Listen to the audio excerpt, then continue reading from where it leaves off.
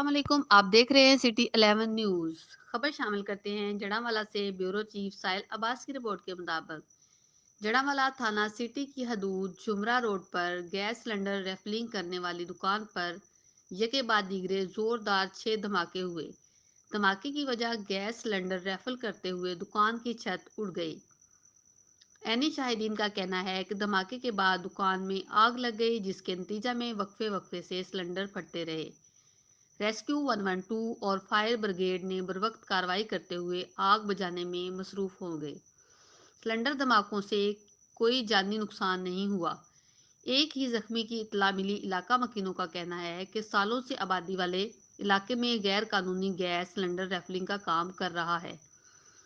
Cylinder के जोरदार धमाकों से इलाका मकीन घरों से बाहर निकल आए। यके बाद दीगरे धमाकों से इलाके में खौफो हरास फैल गया। जख्मी को फौरी तौर पर सिविल अस्पताल की इमरजेंसी मुंतकिल कर दिया गया। जख्मी को अस्पताल के हमला की तरफ से फर्स्ट एड दिया गया। रेस्क्यू फायर ब्रिगेड का अमला आग बुझाने में मसरूफ। सिलेंडर के टुकड़े घरों की छतों पर जा गिरे।